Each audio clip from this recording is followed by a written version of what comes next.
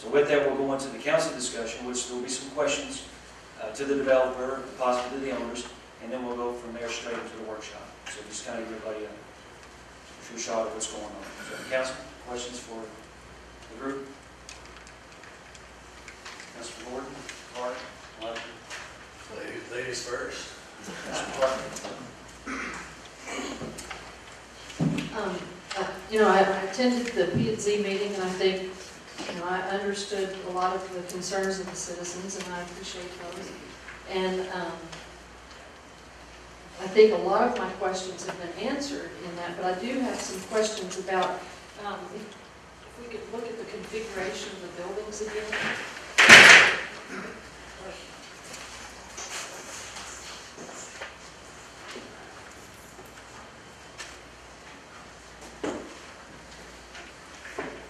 I know that one of the concerns, if I lived in Glenview, one of my concerns would be, well, one thing, I've never had anything behind me, and now all of a sudden I'm going to have something behind me. And by the way, I live behind Hickory Creek Barbecue, and I do want to state for the record, I am the president of the EDC, and I did meet with these developers. That is the job of the EDC. I didn't seek this. They called and said they'd like to meet with us, and so I met with them back in January or February, I believe. Had one meeting. They were looking at many different pieces of land, and at that time, they're free to do whatever they want. I did not take them to any piece of land, nor did I steer them away from a piece of land, as was suggested. But I will state this, where I live right now, Hickory Creek Barbecue they've revamped and everything. It's Chase and Tail, I guess. They have a band a lot of times on the weekends, and my neighbors are driving me nuts, and there's nothing I can do about it. So I look at this project and I say, okay, what if I lived in Glenview? And so one of my questions for the developer is, when I first envisioned this, I think I envisioned these apartments being turned where they all face back onto Glenview, and that's a concern. If you live in that neighborhood, you haven't had anybody behind you. Of course, if you had a home behind you that was a two-story home, they would be looking at you.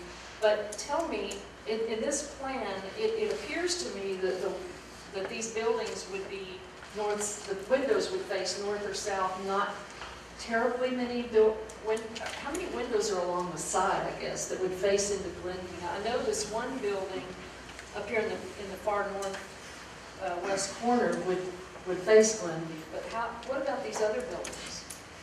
Sure. Good question. On the shorter building, the way this sets up is this half of the building is garages. We have 3 units in the back on the ground.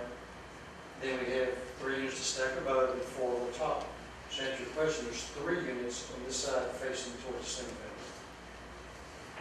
Most of you typically are directed this way, but you usually have windows going on all 4 sides. Keep on, you have garages on the first floor on 3 sides. When you get down to the lower building, the first floor is primarily garages and front doors. You have 4 units up on the second floor, which do view that direction. So I want to make sure I understand this, if there are windows on the skinny end of these buildings, Yes. but typically how many do you have on that end of the building? For instance, you'll have probably one bedroom, you'll have a small window in the closet, you'll have 2 windows in the living area, and you'll have a front door, and it comes so 3 to 4 windows per building. Now, some information that first went out to the P&Z, you had drawn a building, or a scheme that had, I believe, 21 buildings. And then when you came to the meeting, that was reduced to, is this 19? And keeping the bond in place. So, are you telling us then that you would, this is definitely the way, I think what I heard a little while ago was this is definitely what you would go if you don't want to do any underground drainage or only partial, because we don't know what the drainage studies are going to show. We don't. I think the goal is we can recognize that there's going to be an issue with drainage that has to be crossed with the city at some point. We don't know what that answer is yet. So we're anticipating we have to lose 2 buildings, so we drop 2 off. We've taken the pond, replaced it, enlarging the pond, maybe enhancing it to collect the water. As Mr. McCutcheon pointed out, we can introduce either the waterfalls and/or sprayers in the ponds to evaporate the water a little quicker, which will help on whatever we collect to keep it on site versus anything going off site. And so the way that the plan exists, and you would, the main entry is basically going to be where the little, what is that, not Primrose, Children's Lighthouse right there, with, then this gate out onto Turbeville Road, is that? It's not finalized on the exact location. We still need to work with staff on Which is not, the back, the gate on, or are you talking, could it be, that. For the entry. oh, for the entry? So it could be changed and come off of Turbeville? It could. I mean, I don't know, I'm trying to determine how final this is if we're looking at some. It is not final. There's multiple rules. The state has multiple rules regarding fire, ingress and egress. If we have a fire in one building, how can people get out of the property? They may have some kind of control over how close our entrances are together. So we normally, and they normally draw them like this, one on one end of the property, one on the other end. It's not stuck right there. We can move that entrance down slightly. And the intention, regardless of the location, is you have a entry this gated, obviously you come into the development.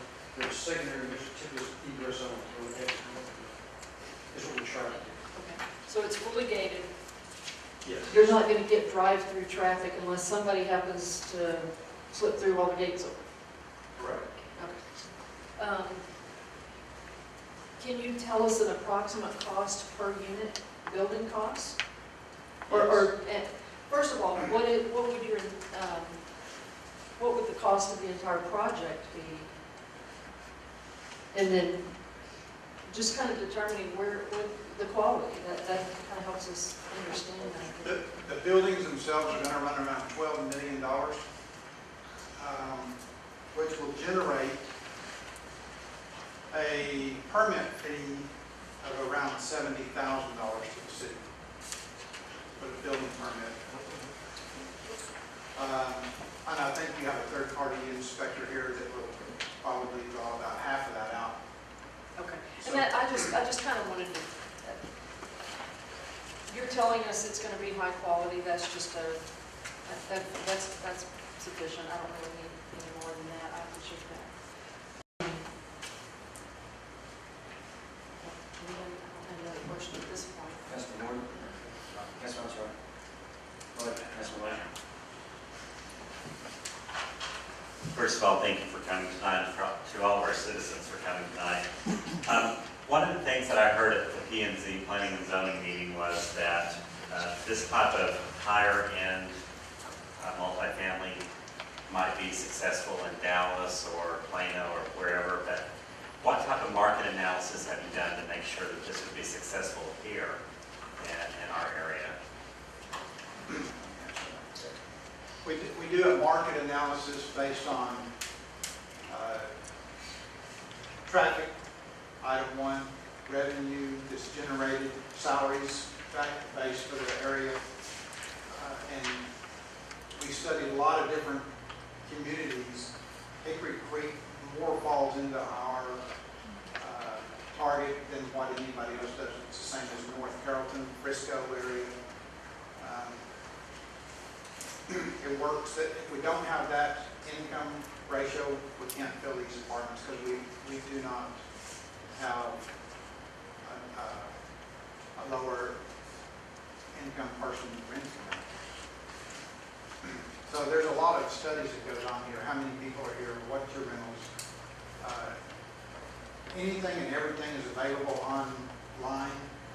And I'm going to say this, I didn't get this information from the local economic development, but economic development on texas.gov has got every piece of information about Hickory Creek that you can even imagine. Even how it voted in the last 40 elections. So it's there, and it's a good product. If we were looking at for this particular market niche. My second question currently is, I did tour your development in Carrollton, and regardless whether I think this is right for Hickory Creek, being totally honest, I did find that I was very impressed. It is a beautiful complex, and I found myself thinking, if I was, I'm married and have lots of kids, if I was in a different stage of life, would I myself be happy living there? And the answer that I had was yes. And I do consider myself very picky on things like that, and lack of a better way of saying that, but I was impressed by the unit and the entire complex. I also contacted everything from the Carrollton Police Department to try to find crime stats, and I can go over that later, and school districts. And I've listened carefully to our citizens. I guess my second question is, I was able to walk through the unit and see all the upgrades. Pictures don't show the true, I don't think, the true story of that. Do you mind going over what is standard and what would be standard here in this unit that makes it different than what some people may have in their minds about an average apartment complex? Yes. Did not understand. I would appreciate it. Our buildings are finished, all 9-foot ceilings. We have crown molding, raised panel doors, dark raised panel cabinets. We use granite countertops in the kitchen, all the bathrooms, the desk, every countertop in the entire property is granite. The full 3 centimeter is the real thick one. We use stainless steel appliances, all Whirlpool. We buy direct from Whirlpool. We have included washers, dryers, and all the other amenities that would possibly go with microwave, vent hoods. Everything's stainless steel. We do not buy the low-end apartment grade. We buy the same thing you would put in your home when you would put in your home. It cost us quite a bit more, nearly double what an apartment grade appliance would cost. But first item, it rents well. Item 2 is we have very little maintenance on it, so it cuts our cost. We have a professional landscaping company comes in, takes care of everything. We have a trash pickup service, our own trash pickup service that comes in, puts it into a compactor. So on 2 days a week, they run around and pick up all the trash, so we don't have that thing running all the time. Our pool, exercise rooms are top of the line. We use saltwater pools. Don't like chlorine like everyone else is going to saltwater. It's the natural thing. We try to remain green. We have highly insulated windows for 2 items, 1 sound, 1 heat, and thermal transmission. Again, we have attached garages like he was pointing out earlier. And every unit has its own garage. Some of them have a double garage, some of them have a single garage. Some of the 1-bedrooms have a single garage. But you can get 2 cars into quite a few of these apartments. They do have fireplaces in some of the units. In this particular small building, I believe we have 4 or 5 in there, not all of them. So that's in there. And again, the buildings are completely maintenance-free, pretty well. Concrete siding. We run sprinkler systems on the inside and on the outside patios. Fire sprinkler systems. So we work and we maintain the product just like it is brand new. We were honestly walking around earlier today. A lady stopped up at the, she was up on our balcony. We were looking at some landscaping that was going on. And she says, I've been here for 3 years now. Would you please, can you please touch up the paint? We said, absolutely. Go send the painter over.